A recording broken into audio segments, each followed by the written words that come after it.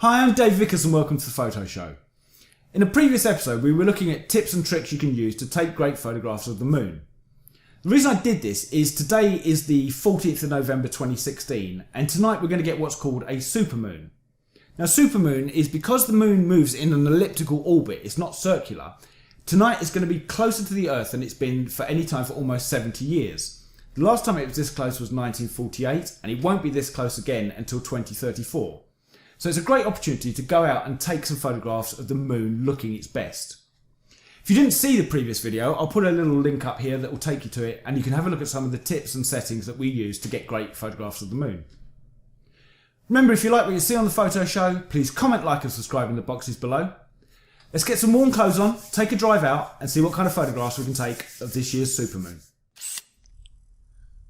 Okay, so we've come out, it's the 14th of November 2016 and what we've done, we've come out now to try and photograph the supermoon. If you didn't see the episode where we were showing you how to photograph the moon, I'll put a link in the description below. But what we're going to try and do is get some photographs of the supermoon. You can see it behind me, just over my shoulder, where it's just above the horizon, so it's going to be about as big as it's going to get at any time during the day. So let's set up the camera and see what kind of shots we can get.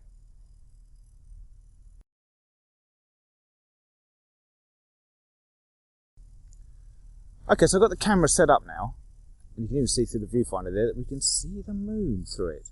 So let's take a couple of shots. I've got it on self-timer.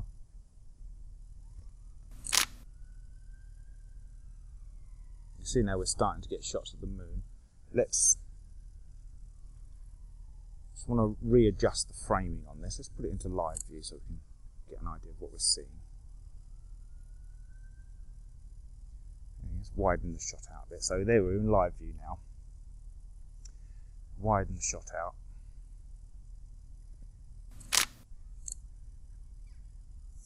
And you can see at the moment what we're doing, we're just recording just the moon at the moment, so we're not getting a lot of the detail that we're seeing here. So what I'm going to do is I'm actually going to raise the ISO on the camera.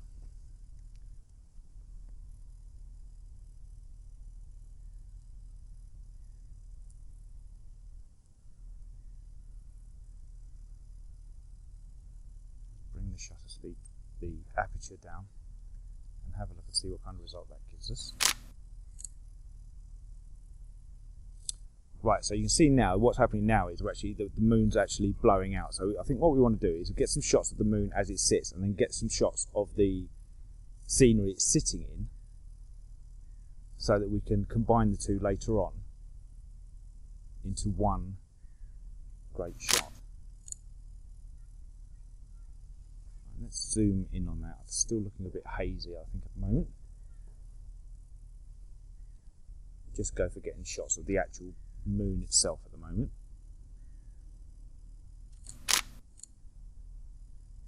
Just missed a flock of birds going over there. Right, while we've got it set like that, let's see what we can do. Let's bring the shutter speed right down.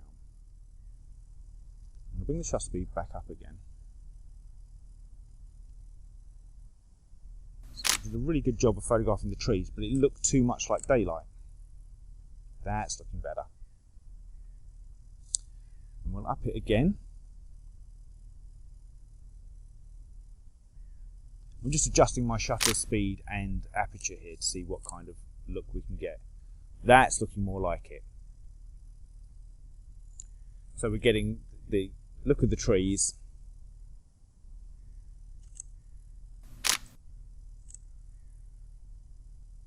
That's good. We're getting the outline of the trees. We've got the moon in the background as well. So after a bit of playing around with settings, the shot that I can get that represents it as much as you can see it in as my eyes are seeing it is having the camera on sort of 1.6 of a second, f6.3 and an ISO 200. So if you watch the live view now, then we take the shot.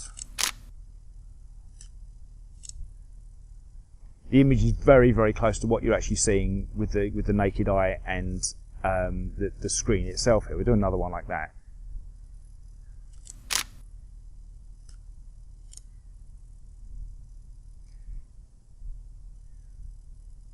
And now if I speed the shutter speed up to just around try 50th of a second first off, keeping the ISO the same, the aperture the same. And now that's giving us just much more just of the detail of the moon itself. While we're at it, let's close right in, and try and get some detailed shots of the moon as well. And I'm going to go back to using the Lunar 11 rule here. See how that works.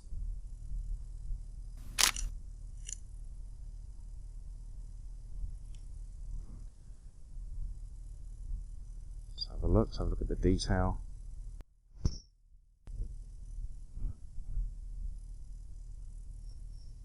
Yeah, we get some really nice detail on that as well. So I'm going to carry on shooting now. Let's carry on shooting the moon itself.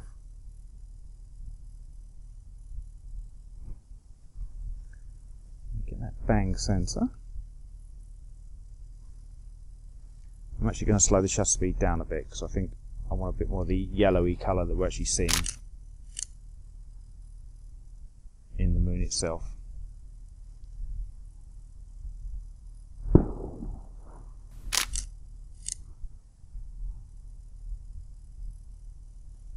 Let's have a look at what we're getting here.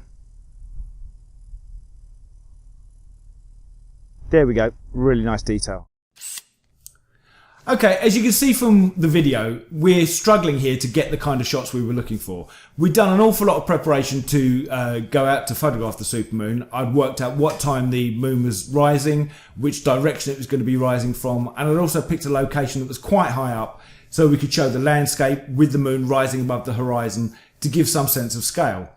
Unfortunately, as a lot of times when you're shooting stuff in nature, on the day there was a large cloud bank that was sitting just above the horizon. So by the time the moon rose above that and we could actually see it, we'd lost all daylight in the sky. So the ability to get a balanced exposure where you were showing both the landscape and the moon in the same shot was gone. You can see by the shots where the landscape's properly exposed, the moon is completely overexposed and you've seen no detail. In the shots where we've got the moon properly exposed, the landscape's completely underexposed and you can't see any of it. You've just got the black sky. Now, I could have put the two shots together in some Photoshop composition, but that isn't what I wanted to do. What I wanted to do was actually go out and shoot it as a one-shot deal where you had a balanced exposure between the ambient light and the moon as it was rising. But there is another opportunity. There's another supermoon due on the 16th of December this year. It's not supposed to be as big as the one we've just had, but it is another opportunity, and maybe we'll go out and see if we can get that balance shot where we can see the moon with the landscape to get some sort of sense of scale. For now, let's have a look at the shots of the moon we actually did manage to get. I'm Dave Vickers. This is The Photo Show. Thank you for watching. See you next time.